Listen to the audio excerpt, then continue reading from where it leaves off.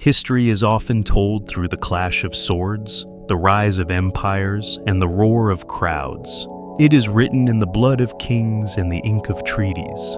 But tonight we embark on a quiet journey into the life of a man who built nothing, wrote nothing, and conquered no one. A man who possessed no wealth, held no office, and wore the same rough woolen cloak in the heat of summer and the chill of winter. He was the man who walked, the man who stopped in the middle of the street to stare at the sky, the man who asked, "Why?" Welcome to the story of Socrates. Tonight, we are not studying for a history exam. We are not analyzing complex logic to tax the mind. Instead, we are drifting back 2,500 years. We are going to walk the dusty, sun-bleached streets of ancient Athens. We are going to sit in the shade of the olive trees and listen to a voice that changed the world, not by shouting, but by whispering questions that still echo in the corridors of our own minds. So, take a deep breath. Let the noise of the modern world fade away. Let the screens and the notifications dissolve into the white marble of the Parthenon. The sun is setting over the Aegean. The air is warm and smells of thyme and sea salt. And there, walking barefoot across the cobblestones, is a figure who invites us to stop, to sit, and to wonder. This is the life of the philosopher. This is the story of the soul. Chapter 1. The Stone and the Midwife, 470 BC. To understand the mind of the man, we must first understand the hands that shaped him. Long before he was the terror of the politicians and the idol of the youth, Socrates was a boy in the Deme of Allopise. It was a suburb of Athens, a place where the city began to bleed into the countryside, where the rigid geometry of streets gave way to the rolling, rocky hills of Attica. The year is 470 BC. Athens is rising. The Persian invaders have been repelled, and the city is rebuilding itself in a frenzy of optimism and marble. It is an era of construction, of lifting heavy things toward the gods. Socrates is born into a house of practical magic. His father, Socrates, is a stonecutter and a sculptor. Imagine the environment of his earliest memories. It is a world of dust, fine white powder that hangs in the shafts of sunlight piercing the workshop. It coats the floor, the tools, and the eyelashes of the men working there. The young Socrates watches his father.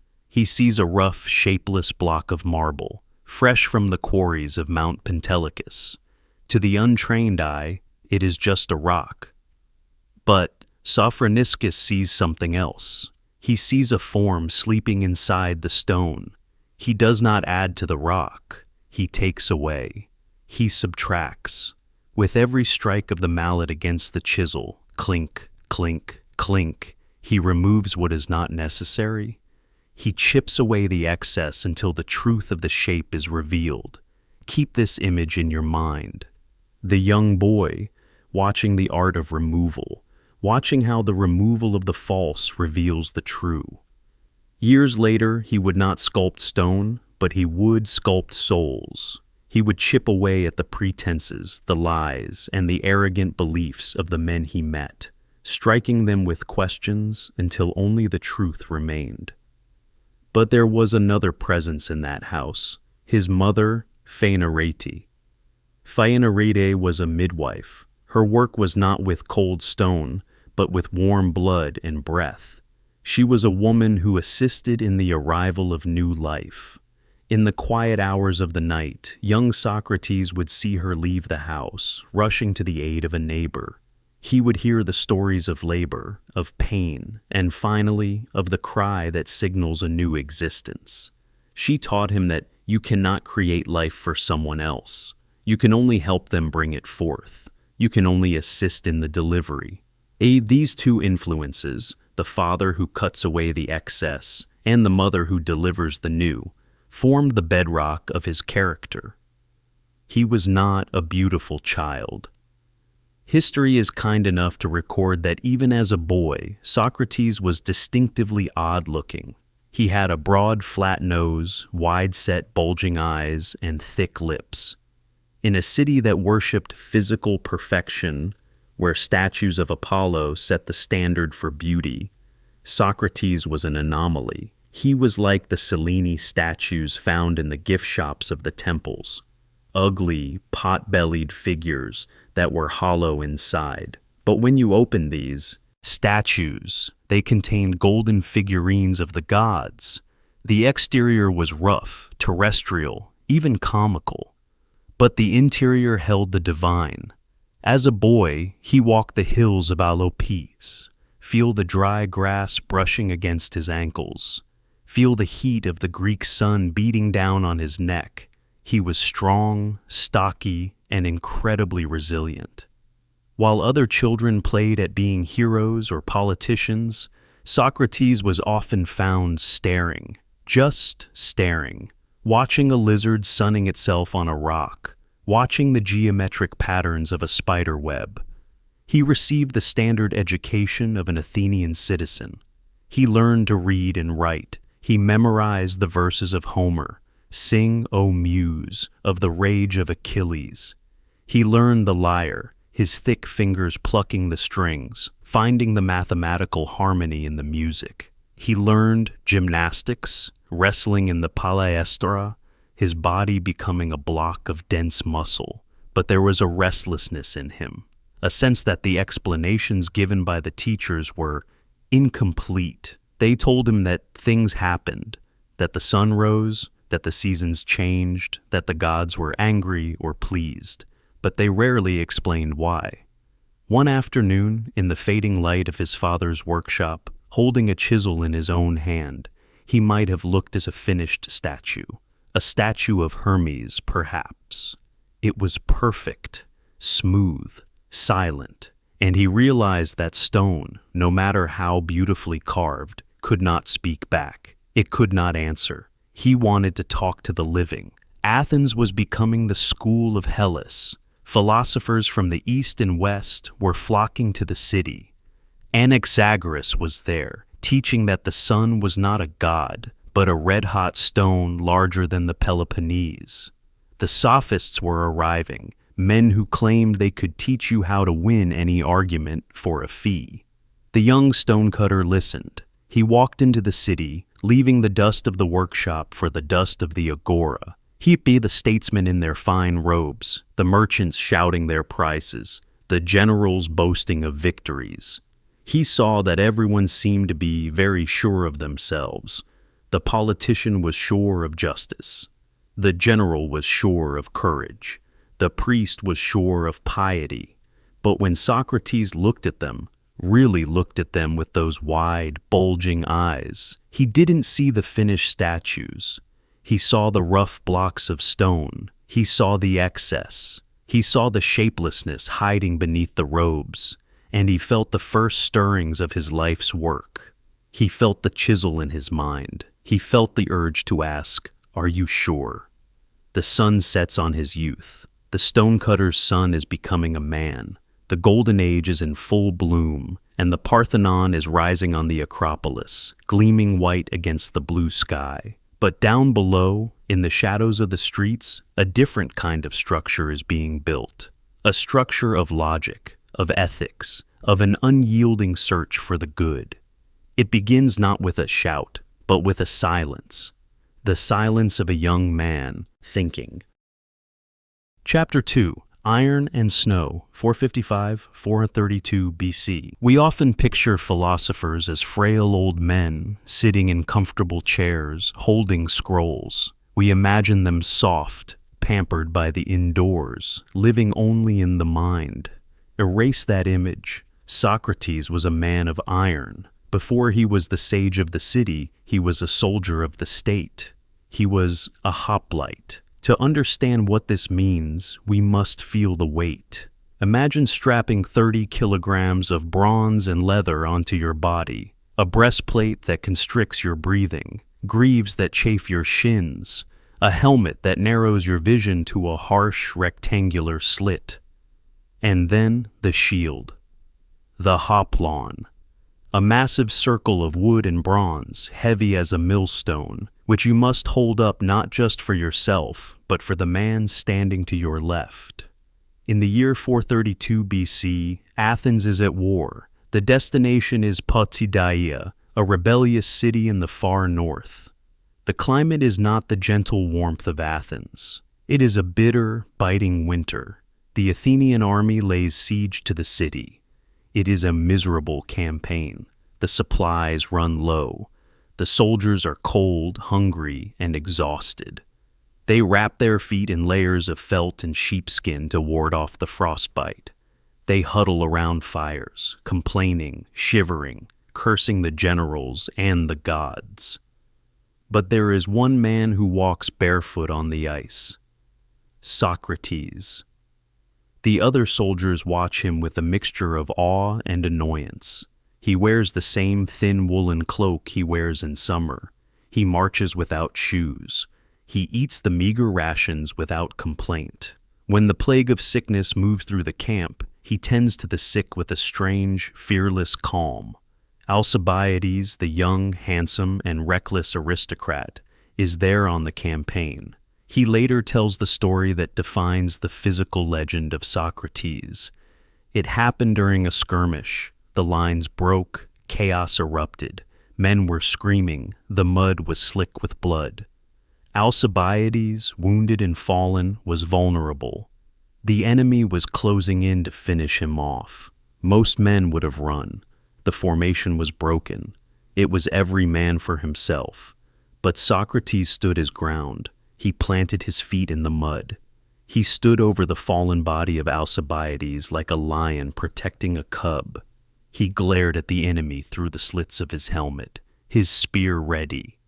His sheer presence, his absolute lack of fear, turned them back. He saved the life of the man who would one day help ruin Athens. But it is not the fighting that defines this chapter of his life. It is the standing.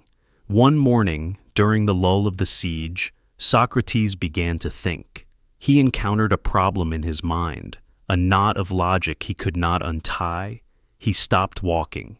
He stood still, just outside the camp tents. The sun rose. Soldiers walked past him, going about their duties. "There's Socrates," they said, lost in thought again. Noon came. The sun was high and pale in the winter sky. He had not moved. He was staring at a fixed point on the ground, his breath misting in the cold air. Evening fell. The soldiers finished their dinner. They came out to look. He was still there. He had not sat down. He had not eaten. He had not shifted his weight. The rumor spread through the camp. Men brought their bedding rolls out into the cold just to watch him. The moon rose, casting long blue shadows across the snow. The frost settled on his shoulders, turning his cloak white. Midnight. The camp was silent, save for the crackle of the watchfires and the snoring of the men. Socrates stood. He was exploring a landscape vast and terrifying, but it was an internal landscape. He was tracking a thought to its lair. He was wrestling with a definition, perhaps courage, perhaps justice, with the same intensity that he wrestled men in the gymnasium. The sun rose again. The sky turned pink and gold. Only then, after 24 hours of total immobility, did Socrates move. He blinked. The spell was broken. He offered a simple prayer to the sun, stretched his stiffened limbs, and walked away to start his day, as if he had merely paused to tie a sandal. This was the endurance of the man. He showed his companions that the body is a servant, not a master. If the mind decides to stay, the body stays. If the mind decides to ignore the cold is ignored. He returned to Athens not as a hero seeking glory. He actually turned down the prize for valor, insisting it go to Alcibiades, but as a man who had tested the limits of his own vessel. He walked back into the city, hung up his shield, and washed the blood of Potidæa from his hands. But the discipline of the soldier remained. He was now a hoplite for the truth. He would stand his ground in the Agora, just as he had in the snow. He would hold his position against the mob, against the jury, and against the fear of death itself. The war had hardened him. The snow had purified him. And now Athens was waiting. The real battle was about to begin. Chapter 3. The Marriage of Opposites, 432-430 BC.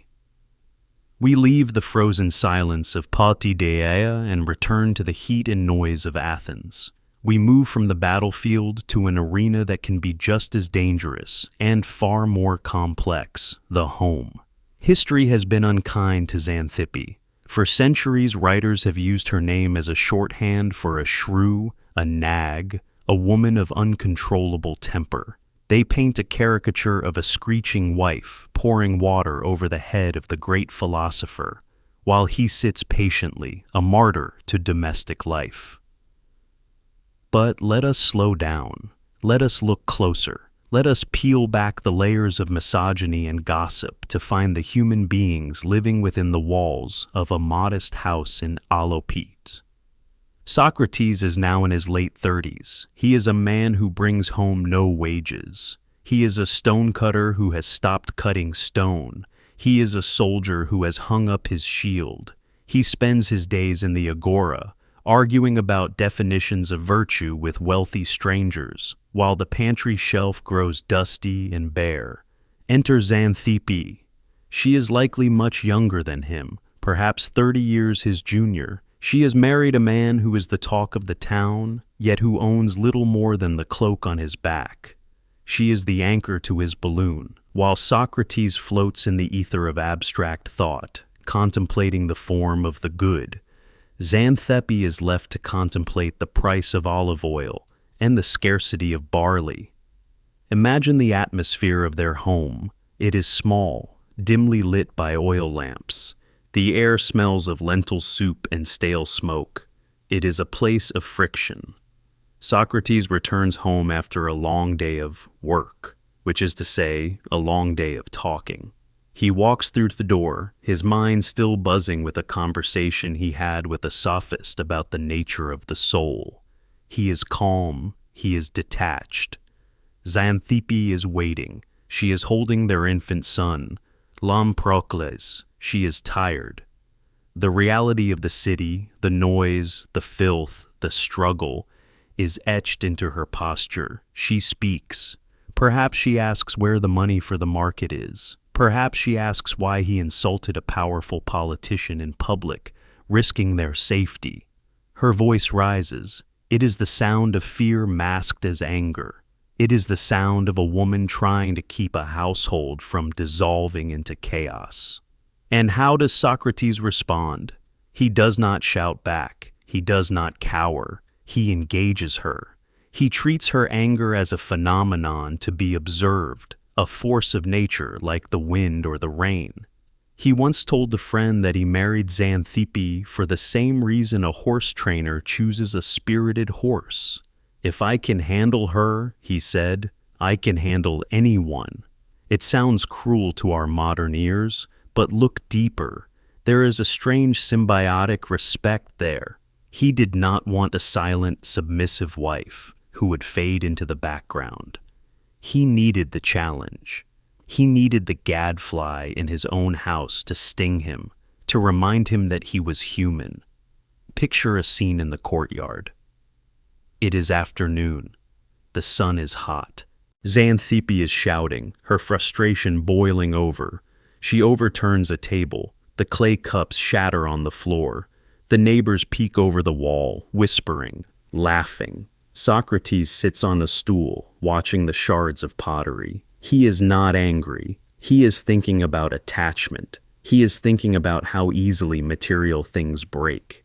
He looks at Xanthippe, his eyes wide and curious, and sees not a monster, but a mirror. She represents the chaotic, emotional, demanding world of the body, the very world he is trying to transcend. But he does not leave her. He does not divorce her. He stays. There is a tenderness here, buried deep under the noise. Late at night, when the arguments have ceased and the children are asleep, one can imagine them sitting by the dying embers of the fire. The philosopher and the realist, the mind and the matter. He needed her. Without Xanthippe to manage the earth, Socrates could never have explored the heavens. She paid the price for his wisdom. She bore the burden of his poverty. This marriage was the crucible of his patience. It was where he learned that wisdom is not just about winning an argument in the public square. It is about maintaining your composure when the person you share your life with is screaming at you. It was his daily practice, his domestic gymnasium. So, let us not judge Xanthippe, let us instead thank her. For in the friction of their marriage, the diamond of Socrates' character was polished. She was the fire that tested the gold. Chapter 4. The Oracle's Riddle, 430 BC. The year is 4th BC. The scene shifts from the cramped house in Athens to the majestic, terrifying slopes of Mount Parnassus. We are following a man named Chaerephon. He is one of Socrates' closest friends, but he is nothing like the philosopher. Where Socrates is slow, deliberate, and ironic, Chaerephon is intense, frantic, and earnest. He is a man of extremes. He has left Athens on a pilgrimage. He is traveling to Delphi, the center of the Greek world, the Omphalos, the navel of the earth.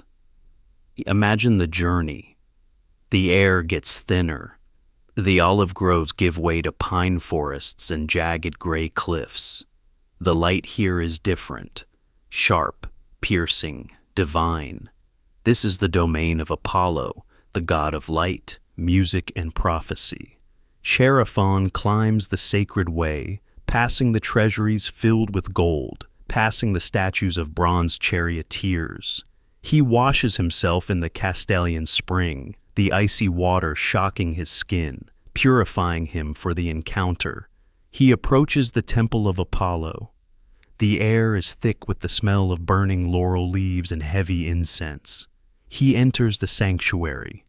It is dark, illuminated only by flickering torches. There, sitting on a tripod over a crack in the earth, is the Pythia, the high priestess. She is in a trance. Vapors rise from the chasm beneath her, sweet, cloying, hallucinogenic gases from the deep earth. She speaks in tongues, her voice distorted, her body shaking with the power of the god. The priests stand ready to interpret her ravings into hexameter verse. Chaerephon, bold and reckless, steps forward. He asks a question that no one should dare to ask, a question of dangerous simplicity. Is there anyone wiser than Socrates? The silence stretches, the vapors swirl, the Pythia inhales, her eyes roll back. The answer comes. It is short, it is absolute. None is wiser. Chaerephon rushes back to Athens. He is trembling with excitement. He finds Socrates in the usual place, perhaps sitting by the stall of a cobbler, examining a shoe. Chaerephon grabs him by the shoulders. He tells him the news. The god has spoken. Apollo says you are the wisest of men. Socrates stops. He looks at his friend. He looks at the ground. He does not smile. He does not puff out his chest. He is genuinely, deeply confused. This is the turning point of his life. This is the moment the lightning strikes. Socrates knows himself. He has spent every waking hour examining his own mind. And he knows, with absolute certainty, that he possesses no special wisdom. He knows nothing of the cosmos. He knows nothing of the gods. He has no definition of virtue that stands up to scrutiny. I know that I know nothing, he thinks. So the oracle must be wrong. But the oracle cannot be wrong. It is the voice of Apollo. Apollo does not lie. This creates a paradox, a riddle. I am not wise. The god says I am wise. Both must be true. How can this be? Socrates decides he must solve the riddle. He must prove the god wrong, or at least understand the meaning of the god's words. He views it as a divine mission. He decides to go on a search. He will find a man who is truly wise, a politician, a poet, a craftsman.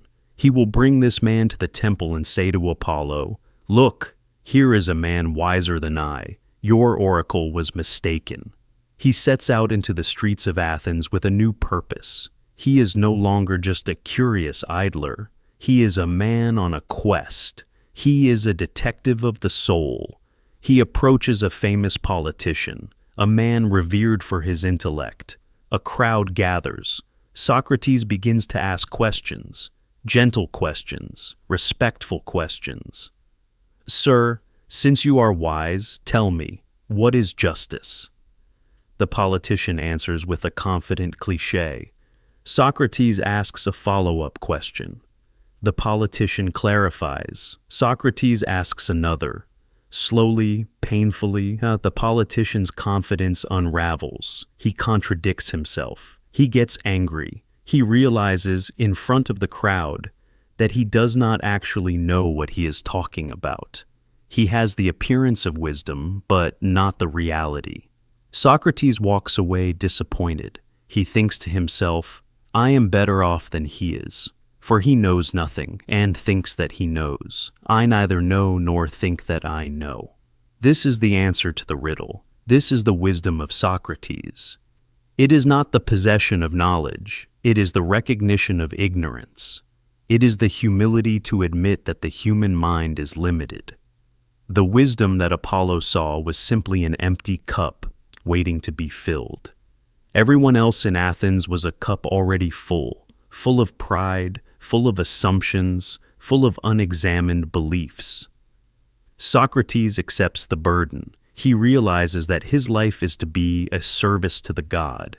He must go from man to man, exposing their ignorance, not to humiliate them, but to purify them, to clear the way for truth. Thy oracle did not give him a crown. It gave him a cross to bear. It made him the enemy of arrogance. And in a city as proud as Athens, that is a dangerous thing to be. Chapter 5. The Agora as a Classroom, 429–425 BC. The sun is directly overhead. It is high noon in the Agora, the beating heart of Athens. To understand the work of Socrates, we must place him exactly where he belongs. He did not teach in a marble classroom. He did not lecture from a podium. He had no school, no tuition fees, and no syllabus. His university was the street corner. His laboratory was the marketplace. Imagine the sensory assault of the Agora. To your left, the fishmongers are laying out the morning's catch. Silver sardines glistening on beds of wet seaweed. The smell of brine and blood heavy in the air. To your right, the perfume sellers are wafting scents of myrrh and iris from tiny alabaster jars. Further down, the bankers sit at their tables, weighing coins, the clink, clink, clink of drachmas competing with the arguments of the politicians near the painted stoa. And there, in the middle of it all, standing near the table of Simon the shoemaker, is Socrates. He is unmistakable. He wears the same cloak he wore yesterday and the year before that. He is barefoot, his feet calloused and dusty. He looks less like a philosopher and more like a porter taking a break. A young man approaches him, Euthyphro, perhaps. Euthyphro is rushing to the courts, confident, pious, sure of his righteousness. He is going to prosecute his own father for murder. He knows exactly what the gods want. He knows exactly what piety is. Socrates stops him. He does not block his path with force, but with a question. "My good sir," Socrates says, his voice rough but gentle, "you seem to be in a hurry, and you seem to be very sure of yourself." Euthyphro puffs out his chest. "I am, Socrates. I am doing what is holy."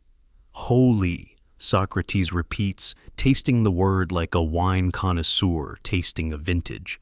That is a wonderful word, but tell me, what is the holy? Is it holy because the gods love it, or do the gods love it because it is holy? The noise of the market seems to fade into the background. The fishmongers continue to shout, but Euthyphro doesn't hear them anymore. He stops, he blinks, he looks at Socrates. Well, surely it is because the gods love it, he stammers. But the gods fight, Socrates points out, leaning in, his eyes twinkling. They disagree. So, if one god loves something and another hates it, is it holy or unholy? The trap snaps shut.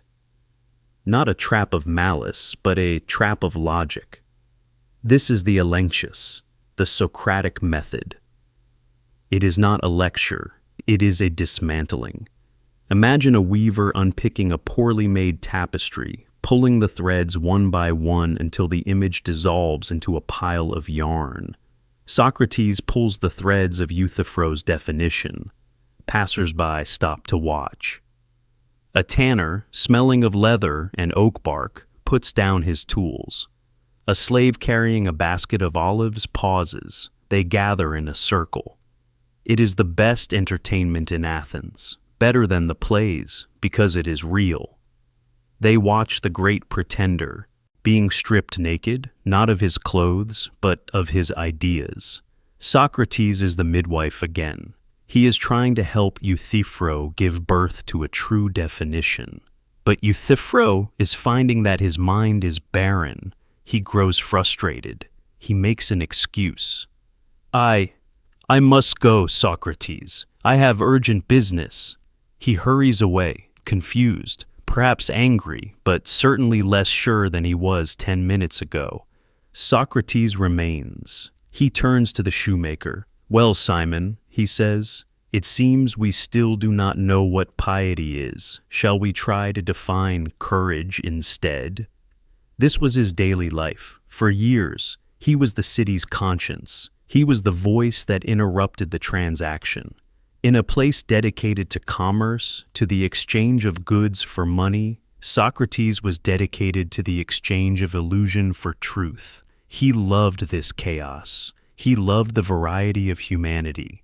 He spoke to the generals about war, asking them what bravery meant. He spoke to the artists about beauty. He spoke to the courtesans about love. He excluded no one. To walk through the Agora in the 5th century BC was to risk running into him. You might be buying onions, thinking about your dinner, when a short, ugly man would tap you on the shoulder and ask you about the state of your soul. Most people laughed, some got angry, but a few stayed. A few looked into those bulging eyes and saw a depth they had never encountered before. They saw a man who cared more about their inner self than they did themselves. And among those who stayed, there were young men, the sons of the wealthy, the future leaders. They began to follow him, trailing behind him like stray dogs, hungry for the scraps of his wisdom. The sun begins to set over the Agora. The merchants pack up their stalls. The noise dies down. Socrates is still there, sitting on a stone bench, talking. The shadows lengthen. The lesson is not over. The lesson is never over.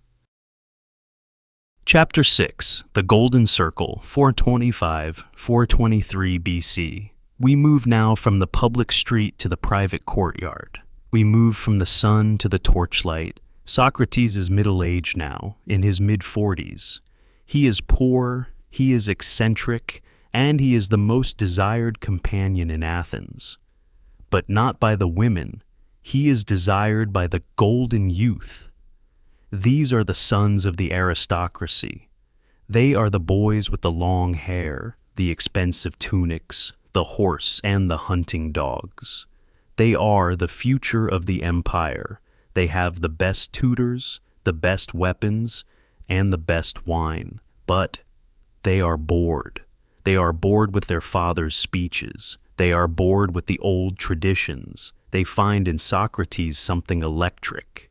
Picture the scene: a symposium, a drinking party. The guests recline on couches arranged in a square. The air is heavy with the scent of roasted meat and heavy, sweet wine. In the center of the room is Socrates.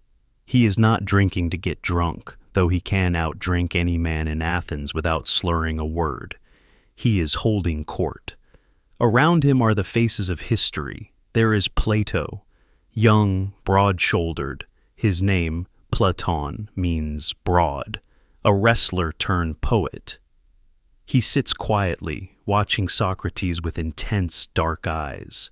He is absorbing every word, every gesture. He is the scribe who will one day turn this rough stonecutter into a literary god. He sees in Socrates the ideal of the philosopher king, the man who rules himself. There is Xenophon, practical, soldierly, straightforward. He likes Socrates because Socrates is useful. He gives good advice on how to manage an estate, how to be a good friend, how to stay healthy. And then the doors burst open. Enter Alcibiades. Alcibiades is the most beautiful man in Greece. He is the lion of Athens. He is rich, reckless, brilliant, and utterly uncontrollable. He stumbles in, wearing a garland of ivy and violets, ribbons streaming from his head. He is supported by flute girls. He is drunk. He sees Socrates. The dynamic between these two men is one of the great tragic romances of history, not necessarily physical, but spiritual. Alcibiades loves Socrates with a terrifying intensity. He loves him because Socrates is the only man in the world who makes Alcibiades feel shame. When Alcibiades is with the crowds, they flatter him. They tell him he is a god.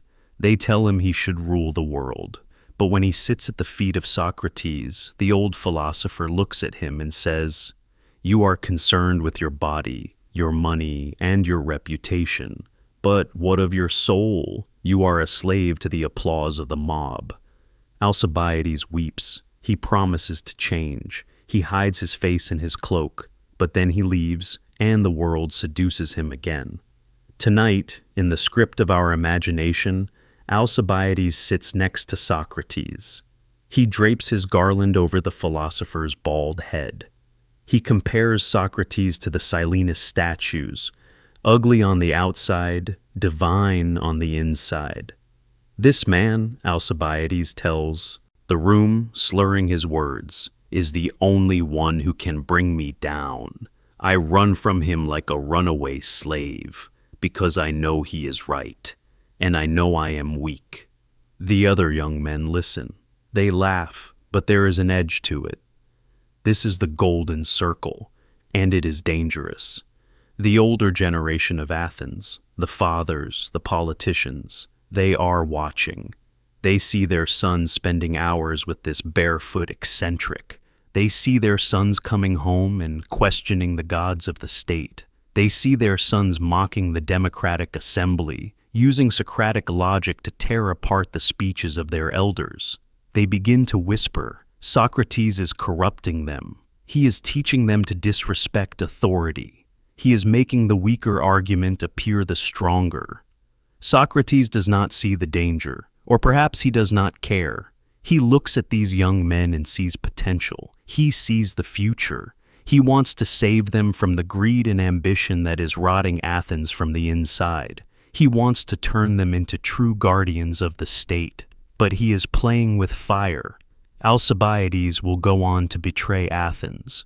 Critias, another student, will become a bloody tyrant. Socrates believes he is teaching them virtue. The city believes he is creating monsters. The laughter in the courtyard fades. The torches burn low. Plato stares into the flames, already writing the dialogues in his mind.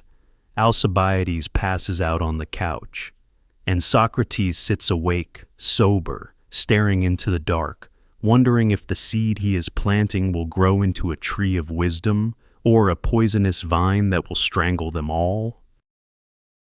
Chapter 7. The Clouds Gather, 423 BC.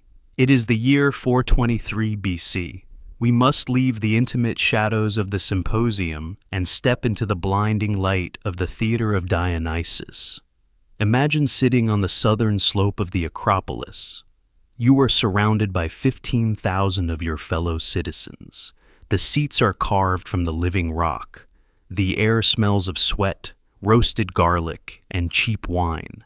It is the festival of the great Dionysia, a time of competition, celebration, and biting satire. On the stage, wearing grotesque masks with exaggerated features, the actors are performing a new comedy. It is called The Clouds, written by the brilliant young playwright Aristophanes. The crowd is roaring with laughter. They are pointing at a character on stage, a character wearing a mask that looks suspiciously familiar. The mask has a pug nose, bulging eyes, and a bald head. It is a caricature of Socrates. In the play, this Socrates is a fraud. He runs a thinkery, a ridiculous school where students study the anus of a gnat and learn how to argue that they don't have to pay their debts. He hangs in a basket suspended in the air, claiming to walk on air and contemplate the sun. He worships the clouds, not the gods of Athens. The real Socrates is in the audience. Most men would be humiliated. To be mocked in front of the entire city, to be painted as a thief, a liar, and a corrupter, is a social death sentence. But what does Socrates do?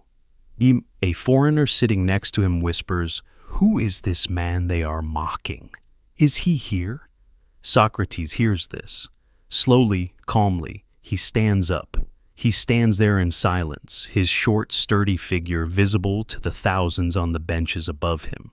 He turns his face to the crowd. He smiles. He allows them to compare the mask on the stage with the face in the audience.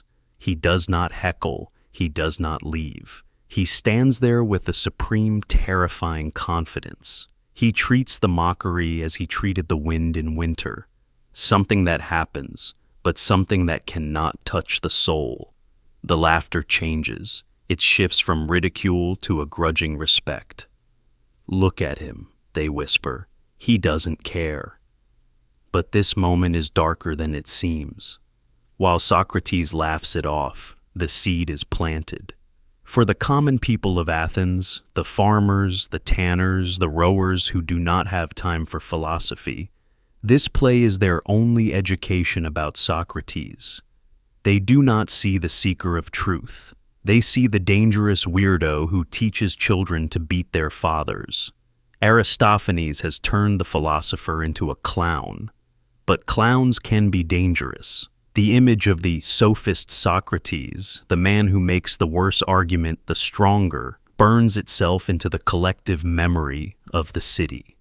24 years later, when the prosecutors write the indictment that will kill him, they will use the exact language of this play. The poison that will stop his heart was not brewed in a cup.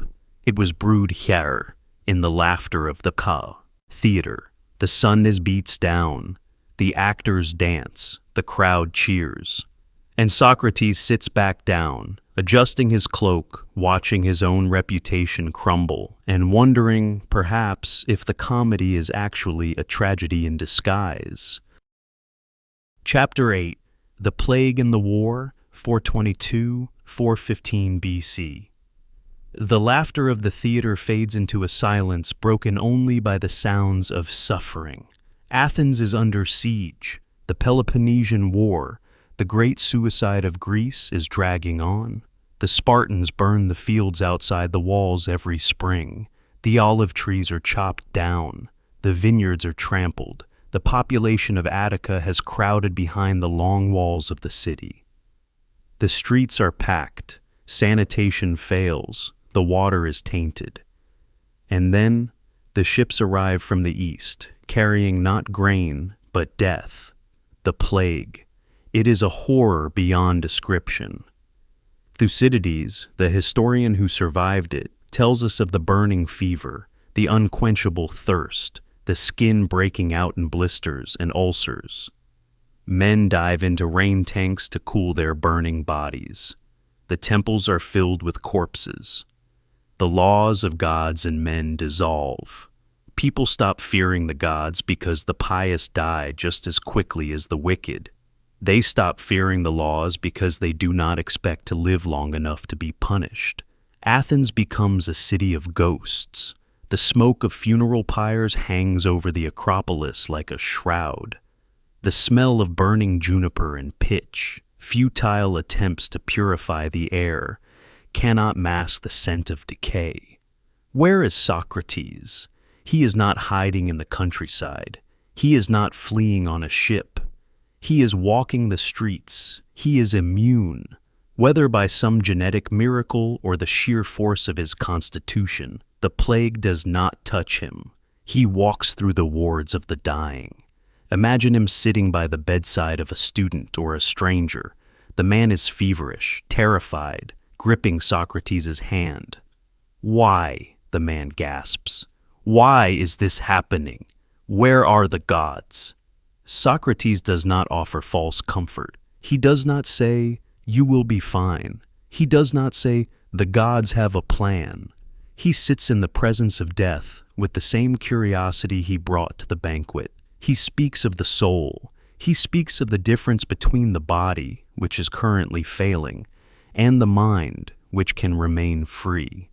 "The body is a vessel," he might whisper, dipping a cloth in cool water to wipe the man's brow. "It is subject to rot, to fire, to disease. If you placed your happiness in the body, you are lost. But if you cultivated the garden of your mind, that is a fortress the plague cannot breach." He becomes a symbol of stability in a world gone mad.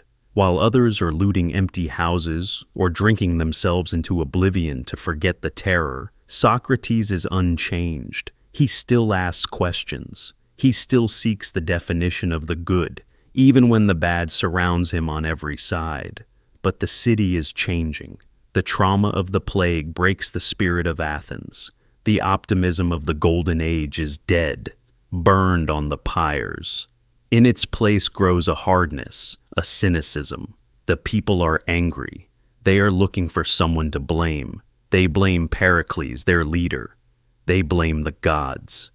And slowly their eyes turn to those who question the traditions. Socrates walks through the smoke. He sees the pile of bodies at the city gate. He sees the desperation in the eyes of the survivors. He knows that fear makes men cruel. He knows that a frightened dog bites. And Athens is terrified. The war drags on. The peace of Nicias brings a brief respite, but it is a false dawn. The young, aggressive generation, led by Socrates' own student, Alcibiades, is clamoring for more war, for glory, for conquest. Socrates watches Alcibiades rise. He sees the beautiful boy becoming a dangerous demagogue. He tries to warn him. He tries to pull him back to philosophy. But the roar of the crowd is too loud. The stage is set for the final act of the Athenian tragedy. And Socrates, the man who tried to cure the soul of the city, will soon be asked to pay for its sickness. Chapter 9. The Sicilian Disaster, 415–413 BC. The year is 14 BC. We stand at the harbor of Piraeus. Never has the world seen a fleet like this. 134 triremes bob in the water, their painted eyes staring menacingly at the horizon. The decks are crowded with the flower of Athenian youth. Their armor is polished to a mirror shine. Their cloaks are new. They are drinking wine, pouring libations to Poseidon, laughing with the confidence of men who believe they are immortal. They are sailing for Sicily. It is a war of conquest. They intend to swallow the West, to seize the wealth of Syracuse, to make Athens the master of the known world. And leading them, in spirit, if not always in command, is Alcibiades, the student of Socrates. Back in the city, Socrates watches. He does not go to the harbor to cheer. He knows the danger of hubris. He knows that when men reach too high, the gods inevitably strike them down. He has spent years teaching Alcibiades that power without wisdom is a knife without a handle. It cuts the hand that holds it. But the city is drunk on dreams of empire. Then, the night before the fleet sails, a shadow falls. In the dark hours of the morning, unknown men move through the streets of Athens. They carry hammers. They approach the Hermes, the sacred stone pillars with the head of the god Hermes that stand at every crossroads and doorway to ward off evil. Methodically, violently, they smash the faces of the statues. They mutilate the sacred symbols. When the sun rises, Athens wakes to a horror. It is not just vandalism. It is a spiritual assault. It is a bad omen of catastrophic proportions. Panic spreads like wildfire. Who would do this? Who would mock the gods on the eve of the greatest expedition in history? The whisper starts. It is the intellectuals. It is the men who question tradition. It is the drinking clubs where they mock the mysteries. Eyes turn toward the students of philosophy. Eyes turn toward Alcibiades. And, in the shadows of the public mind, eyes turn toward the man who taught them to question, Socrates. The fleet sails anyway. Alcibiades is recalled to stand trial, but he defects to Sparta, the ultimate betrayal. He gives the enemy the secrets of Athens. 2 years pass, 2 years of anxious waiting. Then comes the day that breaks the city's heart. It is a warm afternoon in 413 BC. A foreigner walks into a barber shop in the Piraeus. He sits down for a trim.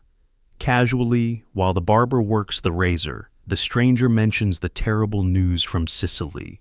He assumes everyone already knows. It is a pity, he says, that the whole army was lost. The barber drops his razor. He runs out of the shop. He runs all the way up the long walls to Athens, shouting the news. The grand fleet is gone. The army is destroyed. The soldiers, the sons, the husbands, the fathers are dead or enslaved in the stone quarries of Syracuse, dying of thirst and exposure. The wail begins at the Piraeus and travels up the lines like a burning fuse until it explodes in the city center. Socrates sees the devastation. He sees the mothers tearing their hair. He sees the fathers staring blankly at the ground. The Golden Age is over. The empire is shattered. And now the grief turns to rage. The people need a reason. They cannot accept that they were foolish. They cannot accept that they were greedy. They must have been betrayed. "The gods have abandoned us," they cry. "Why?"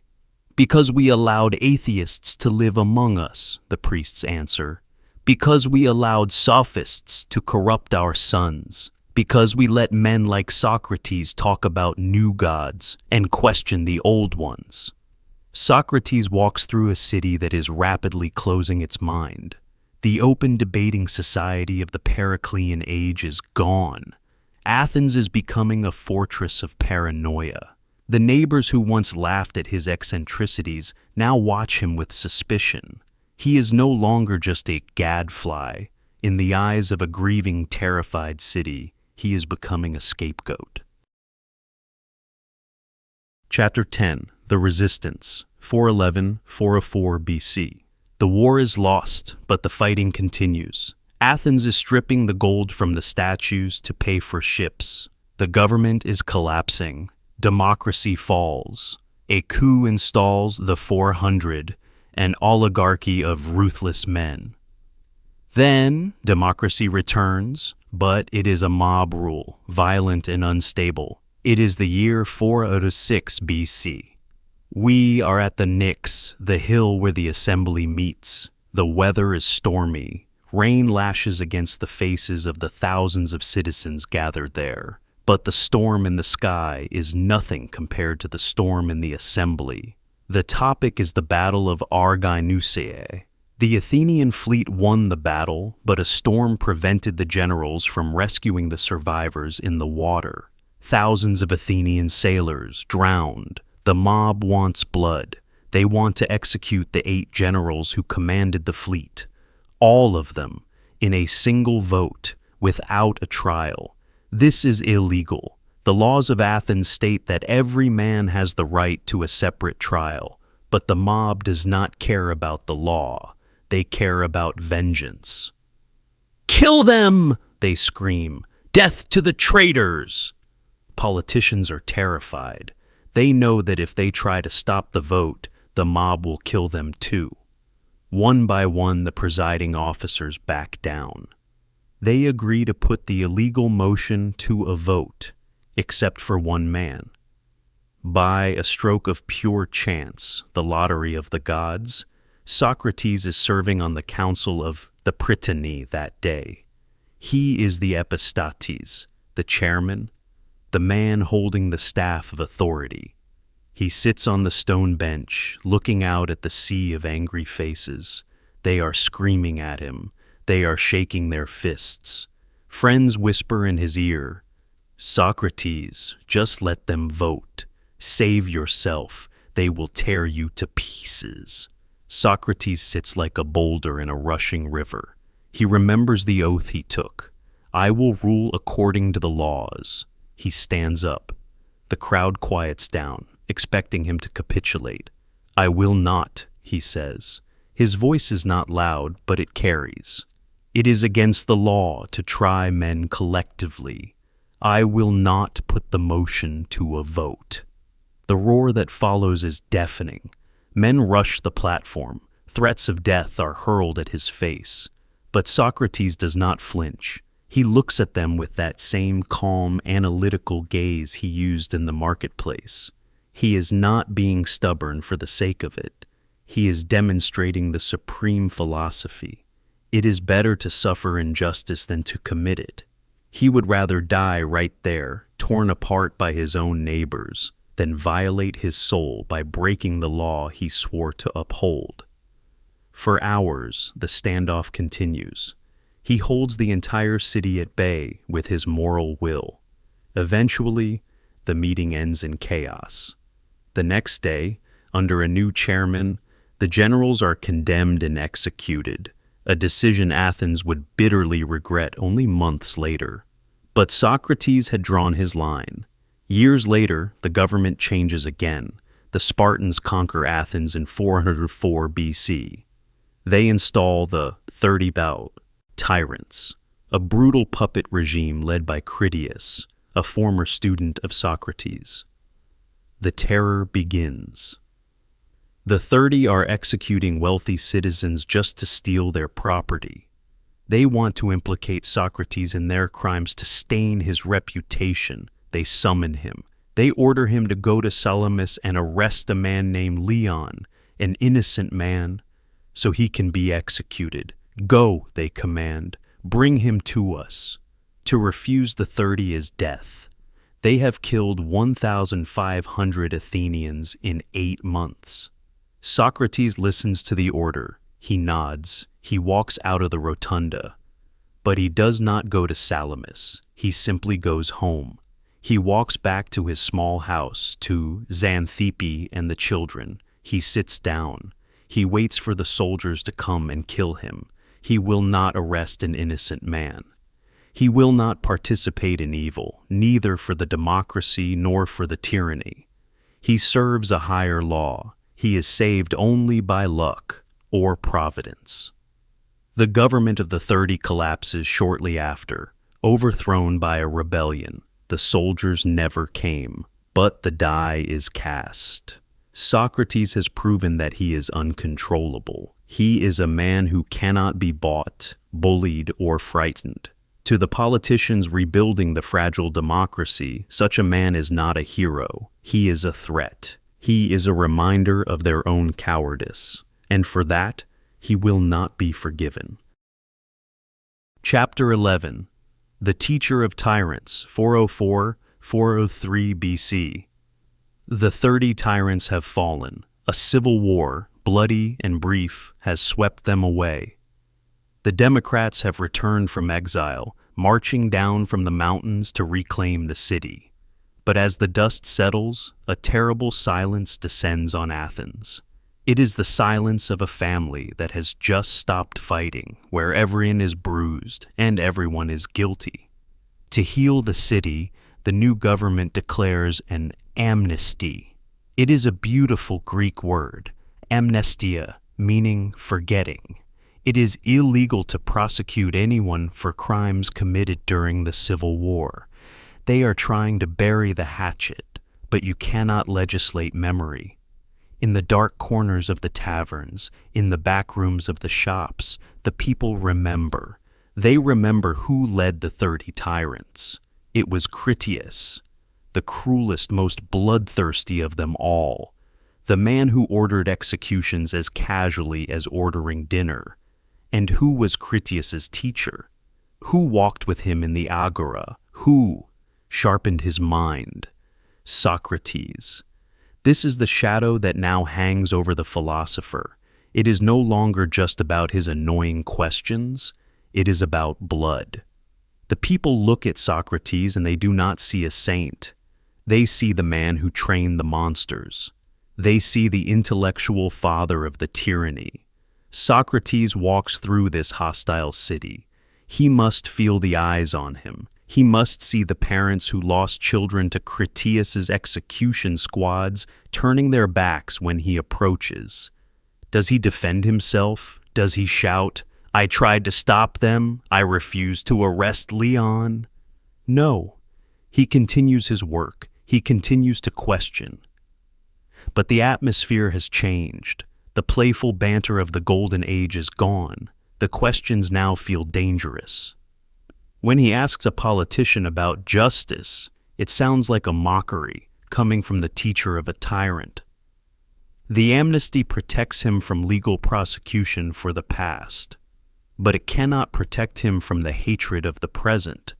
The clouds of Aristophanes were a joke. The clouds now gathering over his head are heavy with thunder. The city is looking for a way to cleanse itself. It needs a sacrifice.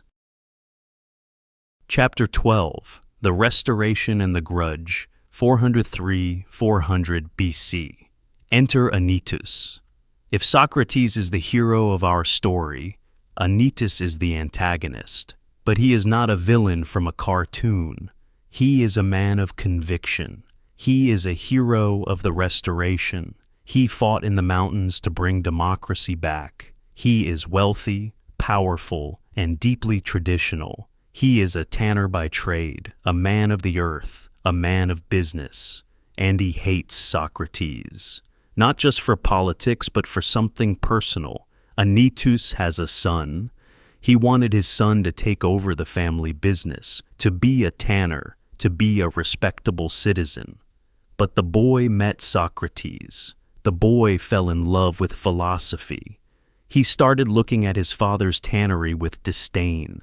He wanted a life of the mind, not a life of hides and stink.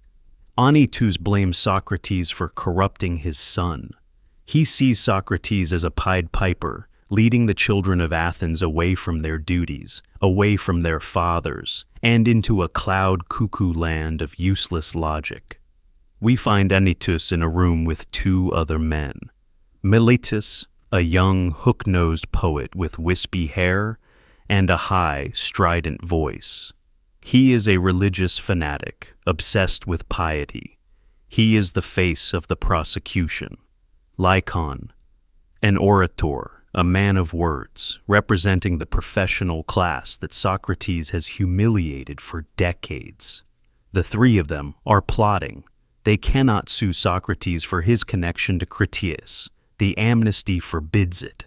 They need a new charge, a charge that sounds religious, not political, a charge that will bypass the amnesty and strike at the heart of the jury's fears. They draft the indictment. It is a masterpiece of vague malice.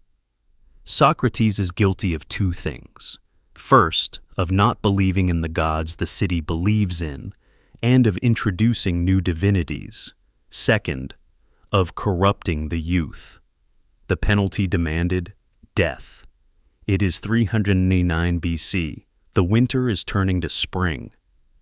The plan is set.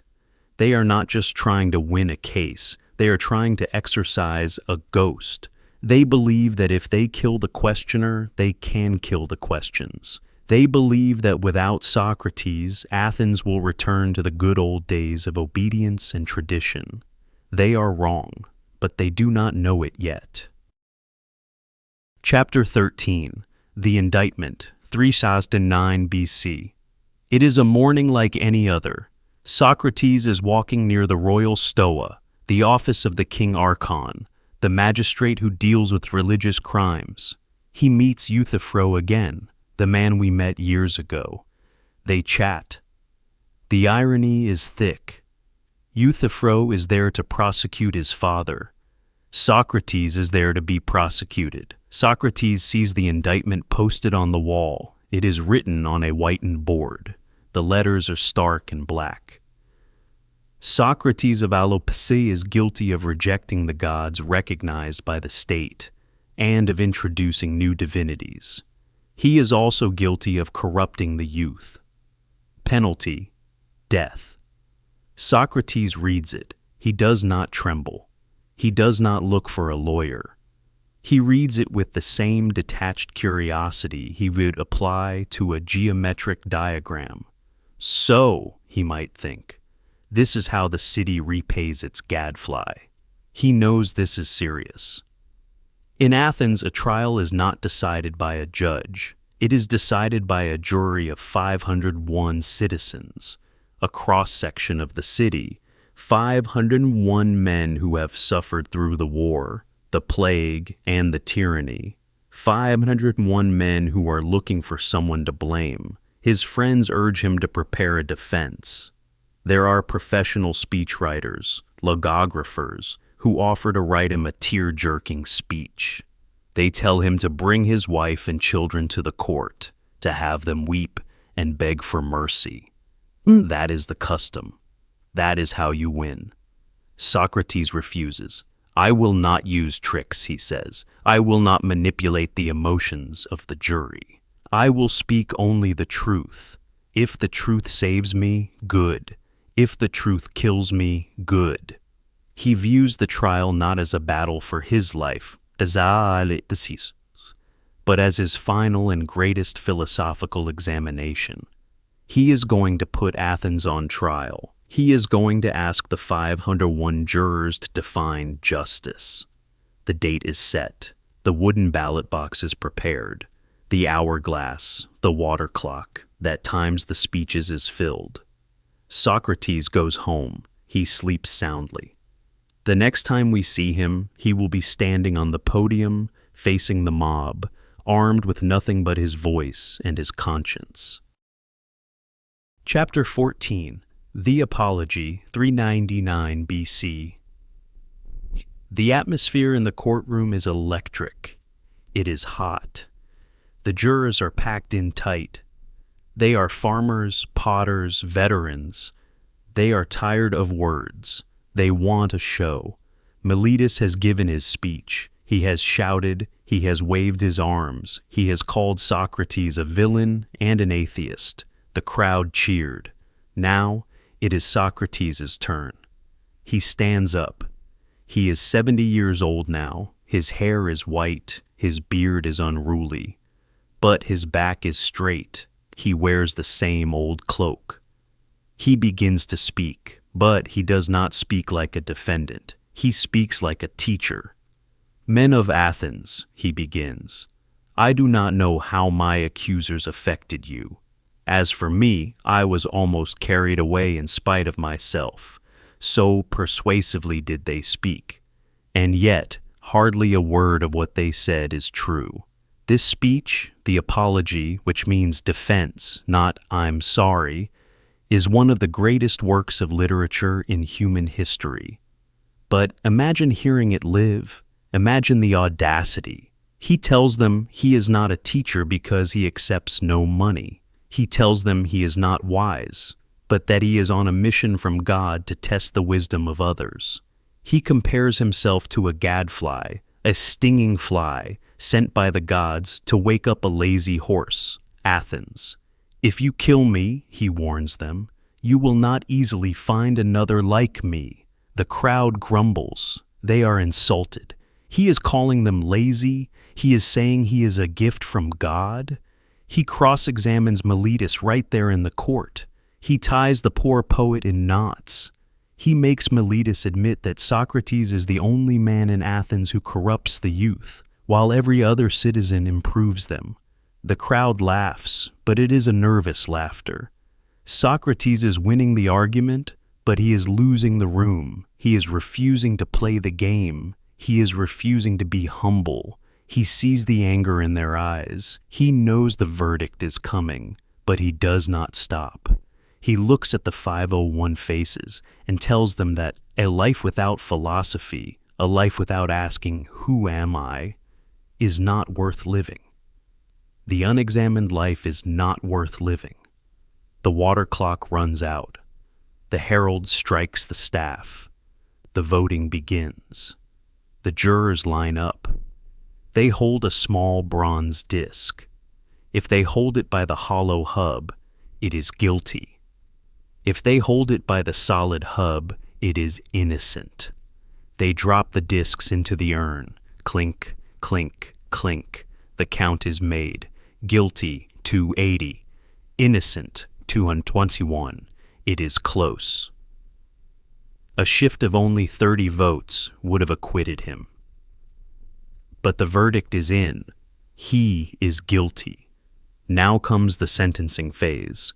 The prosecution demands death. The law allows the defendant to propose an alternative punishment. A fine? Exile?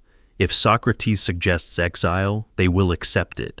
They don't really want to kill him. They just want him gone. Socrates stands up again. He strokes his beard. He smiles. "What do I deserve?" he asks. "For a man who has neglected his own affairs to help you improve your souls. For a man who has been a benefactor to the city." He pauses. The court holds its breath. "I propose free meals for life in the Prytaneum, alongside the Olympic victors." Pandemonium. The jurors explode in rage. It is the ultimate insult. He is mocking the court. He is claiming he is a hero.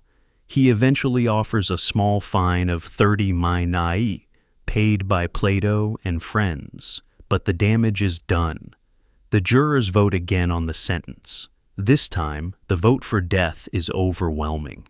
More people vote to kill him than voted he was guilty. He has forced their hand. He has made them choose. Kill me or accept that I am right. They chose to kill him. Socrates is not afraid. He speaks one last time to those who voted to acquit him. "The hour of departure has arrived," he says softly. "We go our ways. I to die, and you to live. Which is better? Only God knows." He turns and walks away, flanked by guards, leaving the 500 men to live with what they have done. Chapter 15. The Verdict and the Penalty, 3 BC. Let us pause in the courtroom. The air is stifling. The dust motes dance in shafts of afternoon light that cut through the haze of human breath and sweat. Socrates has just been found guilty, but in Athenian law, the drama is not over. The prosecution has demanded death. Now, the defendant must propose an alternative penalty. The jury will choose between the two. Usually, this is the moment of humility. This is when the proud man bows his head. He offers to pay a heavy fine. He offers to leave the city forever. He gives the jury a way to feel merciful while still punishing him. The 500 men lean forward. They expect Socrates to say, "I will go into exile." If he says this, they will vote for it. They will go home to their dinners, satisfied that the pest is gone. But Socrates stands. He looks at them with a twinkling eye. He is not calculating his survival. He is calculating the truth. "What do I deserve?" he muses aloud. "I have spent my life neglecting my own affairs. I have not sought wealth, or office, or comfort. I have spent every waking hour trying to make you better men. I am like a father to you, or an older brother. He pauses. Therefore, as a benefactor to the city, I propose that I be given free meals in the Prytaneum for the rest of my life. The silence breaks. It shatters. The Prytaneum is the sacred hearth of the city. It is where Olympic victors are feasted. It is where foreign kings are entertained.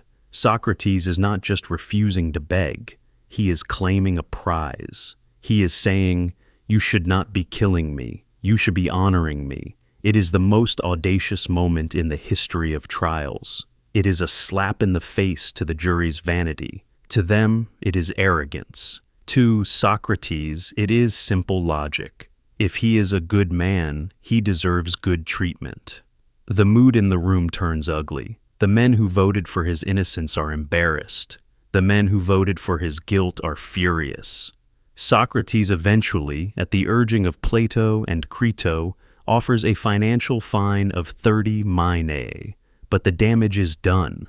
The jury feels mocked. They vote on the sentence. This time, the count is not close. 80 men who had previously voted him innocent now switch sides and vote for death. They are not killing him for his crimes. They are killing him for his defiance. The herald announces the sentence: death by hemlock. Socrates does not flinch. He does not weep. He turns to the jury one last time. He speaks not to the angry mob, but to the friends who supported him. "You think," he tells them, "that I have been convicted for lack of words? No, I have been convicted because I lacked the boldness and the shamelessness to say what you wanted to hear. I would rather die having spoken in my manner than speak in your manner and live." He looks at Miletus, who is likely trembling with the adrenaline of his victory. Socrates offers a prophecy. "You are killing me because you want to escape the accuser. You want to stop being questioned. But I tell you, more accusers will rise up after me, younger men, harsher men. You cannot kill ideas by killing the man." The guards approach. They are not rough with him. Even they seem awed by his composure. They lead him away, not to the execution ground, but to the prison. The sun sets on the court. The jurors walk home, arguing, justifying themselves. But Socrates walks into the dark, the freest man in Athens. Chapter 16. The Prison Cell 399 BC. Usually execution in Athens was swift. A man was condemned one day and drank the poison the next. But history has a strange sense of timing. On the day before the trial, the sacred ship had set sail for the island of Delos. This was an ancient religious festival, honoring Apollo. By law, as long as the ship was away, the city of Athens had to remain pure. No executions could take place. The winds were unfavorable. The ship was delayed. And so, Socrates was not killed immediately. He was given a grace period, a long twilight of 30 days. We enter the prison of the 11. It is not a dungeon. It is a modest building near the Agora. Socrates is not chained to the wall. He is allowed visitors. Imagine the scene. It is a month of conversation. The cell becomes a salon. His friends come every day: Crito, Phaedo, Antisthenes, Aeschines. They arrive at dawn, waiting for the jailer to unlock the door. They find Socrates sitting on his bed, rubbing his leg where the fetters have been removed for the day. He is writing poetry. He is putting the fables of Aesop into verse. He is learning new tunes on the flute. "Why, Socrates," a friend asks, "why learn a new song now? You will die in a few days." Socrates smiles. "So that I may know it before I die." The atmosphere is not one of mourning. It is one of intense, focused life. Outside, the city is noisy and corrupt. Inside the cell, there is peace. The prison becomes the only sane place in Athens. They talk about everything. They talk about the nature of the earth. They talk about the immortality of the soul. Socrates is comforting them. He is the one facing death, yet he is the one drying their tears. He tells them that death is either a dreamless sleep, which is peaceful, or it is a migration to another place where he can talk to the great heroes of the past. Imagine, he says, talking to Odysseus or Homer. That will be a wonderful conversation. But outside the cell, the wind is changing. The lookouts at Sunium have spotted the white sails of the sacred ship returning from Delos. The month of grace is ending. The time is short. Chapter 17. Crato's Offer, 399 BC. It is the dark hour just before sunrise. The prison is silent. Socrates is asleep, breathing deeply and rhythmically, like a child. Sitting next to his bed, watching him in the gloom, is Crito. Crito is Socrates' oldest friend. They are the same age. They grew up in the same dame. Crito is rich, practical, and desperate. He has been sitting there for hours, terrified to wake Socrates, yet terrified to let him sleep away his final hours. Finally, Socrates stirs. He opens his eyes. He sees Crito. "Why are you here so early, Crito?" he asks, his voice groggy but calm. "The ship," Crito whispers, "the ship has been sighted. It will arrive today. Tomorrow you must die." Socrates nods. "If it is the will of the gods, so be it." But Crito has a plan. He leans in, his voice trembling with urgency. "Socrates, listen to me. The guards are bribed. The informers are paid off. I have friends in Thessaly who will hide you. You can escape. Tonight. Right now." Crito pleads. He uses every argument he can think of. "People will think I was too cheap to save my friend. Think of your children. Who will raise them?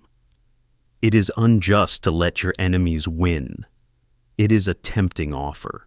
Life, freedom, a quiet retirement in the north. Anyone else would take it. Socrates sits up. He swings his feet onto the cold floor. He looks at his old friend with infinite tenderness. "My dear Crito," he says, "your zeal is invaluable if it is right. But if it is wrong, the greater the zeal, the greater the evil." He begins the final argument. He personifies the laws of Athens. He imagines the laws standing before him, like giant spectral figures. "Tell me, Socrates," the laws say, "did we not bring you into the world? Did we not validate the marriage of your parents? Did we not educate you? You have lived here for 70 years. You could have left at any time. By staying, you agreed to obey us." Socrates explains that he has made a social contract with the city. If he breaks the law now, just because the law is inconvenient, he is destroying the very idea of law. He would be confirming the jury's verdict that he is a corrupter and a lawbreaker. "If I escape," he says, "I will live as a fugitive. I will have to flatter men for my dinner.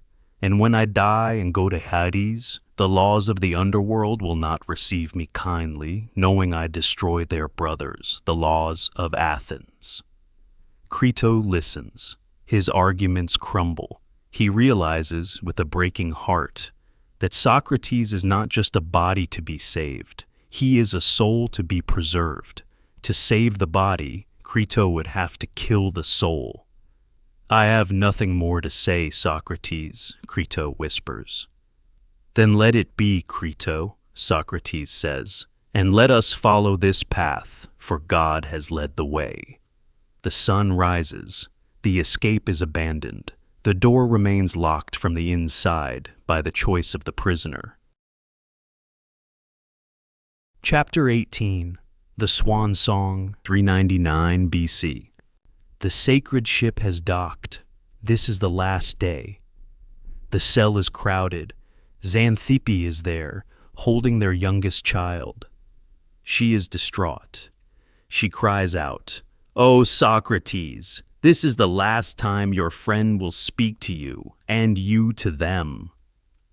Socrates, seeing her distress, gently asks Crito to have someone take her home. He wants to spare her the agony of the final moments. It seems cold to us, but for Socrates, emotional loss of control is something to be avoided. He wants clarity. Once she is gone, he sits up on the bed. He rubs his leg where the chain was. He remarks on the strange relationship between pain and pleasure. They are like two bodies attached to the same head, he says. The chain caused pain, and now that it is gone, pleasure follows. The conversation turns to the soul. This is the dialogue recorded in the Phaedo. It is a strange scene. A man is hours away from annihilation, and he is leading a seminar on immortality. He compares himself to a swan. Swans, he says, sing most beautifully right before they die, not because they are sad, but because they are birds of Apollo. They foresee the blessings of the next world, and they rejoice.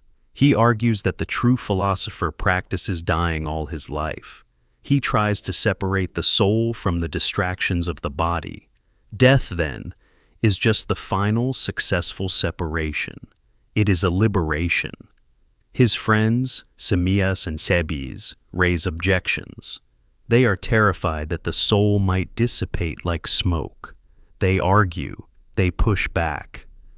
Socrates loves this. He does not want blind faith. He wants them to use their reason, even now. He answers their objections. He weaves a myth of the afterlife, of the rivers of the underworld, of the judgment of souls. The sun begins to lower. The shadows in the cell lengthen. The jailer enters. He is weeping. "Socrates," the jailer says, "I know you are the noblest and gentlest and best man who has ever come here. Please do not be angry with me for what I must do." Socrates smiles at him. "I will not be angry. You are a good friend." He turns to Crito. "It is time to bathe. I want to save the women the trouble of washing a corpse." He goes into the inner room. He bathes. He says goodbye to his children and the women of his household, giving them final instructions. Then he sends them away. He returns to his friends. The sun is setting behind the mountains. The air turns cool. Chapter 19. The Hemlock, 399 BC. The executioner enters. He carries a cup. Inside is a dark, murky liquid, ground hemlock mixed with wine. Socrates looks at the man. "Well, my good friend, you are an expert in these things. What must I do?" "Drink it," the man says, "and then walk around until your legs feel heavy. Then lie down, and it will act of itself." Socrates takes the cup. His hand does not tremble. He does not change color. He looks at the cup as if it were a toast at a banquet. "Is it permitted to pour a libation to the gods?" he asks. "We only grind enough for the dose," the man apologizes. "I understand," Socrates says, "but I may pray. I pray that my journey from this world to the next may be a prosperous one." He raises the cup. He drinks. He drains it to the dregs, calmly and easily. The friends can no longer hold it back. Phaedo covers his face and sobs. Crito stands up and moves away to hide his tears. Apollodorus breaks into a loud wail. Socrates lowers the cup. "What is this strange outcry?" he asks sternly. "I sent the women away mainly to avoid just such a scene, for I have heard that a man should die in peace. Be quiet and be brave." Shamed, they stop weeping. Socrates stands. He begins to walk around the small cell. Step, step, step. He talks as he walks. He describes the sensation. "My legs are getting heavy." He lies down on his back on the simple cot. The executioner touches his feet. He presses hard on his foot. "Do you feel that?" the man asks. "No," Socrates says. The numbness is rising. It is a cold, creeping sensation.